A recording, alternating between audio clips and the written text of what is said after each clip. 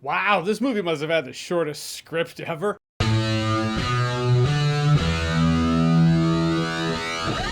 So Silent Night's directed by legendary action filmmaker John Woo. Broken Arrow, yes. Face Off, yes. For me, it goes back to Hard Boiled. On Laserdisc, baby! What a weird flex. Check out my old tech. Now let's talk about a movie where no one talks. Moments like that make me say, thank you for sticking around this long. Love you for that. Let's get to work talking about a movie. Where were we? All right, so John Woo directs this movie about a guy who gets shot in the vocal cords. So he's on a revenge quest. Revenge quest because his son was shot prior. That's why he was chasing the people down who shot his son. May sound weird. Why didn't I lead with that? Well, because the movie kind of didn't either. So yeah, the shtick when I saw it in the trailer, I was like, oh, that's kind of cool. He gets shot in the vocal cords. He can't talk, but he's on his revenge quest.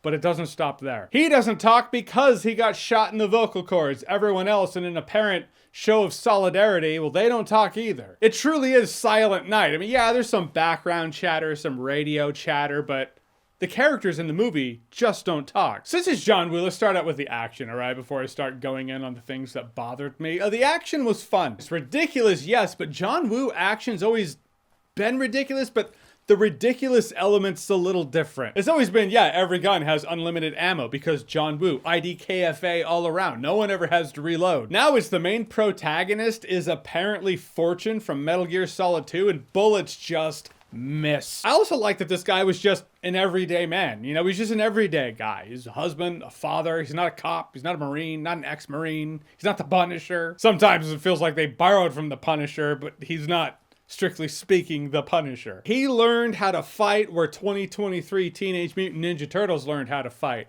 YouTube, baby. He has to work out, get in shape, learn some CQC, learn how to shoot a gun. The year leading up to it, we'll say 9 months after he goes through his healing phase and then really broody drinking phase, and he's like, you know what?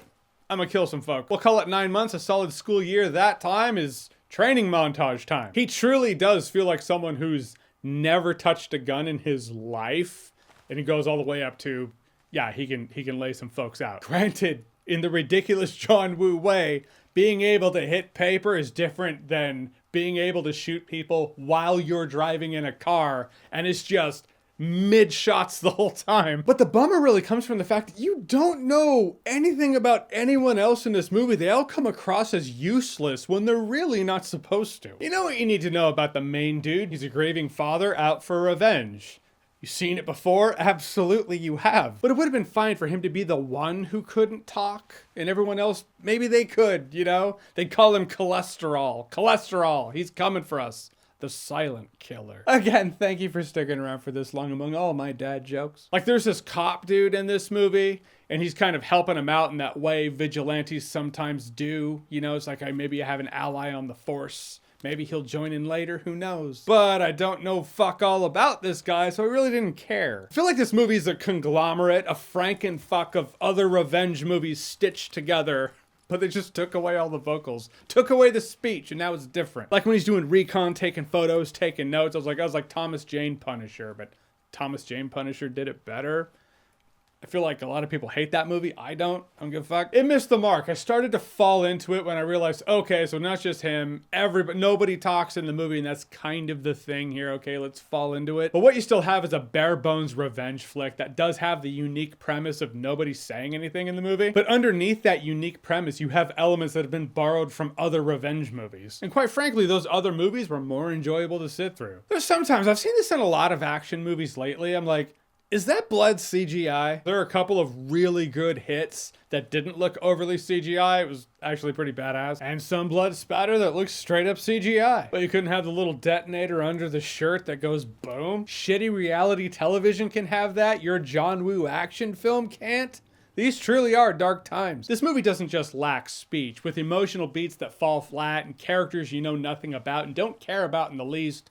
What this movie lacks is communication. You can have emotional moments with no speech, profound moments with no speech. You kidding me? We were all there for the first 10 minutes of Up.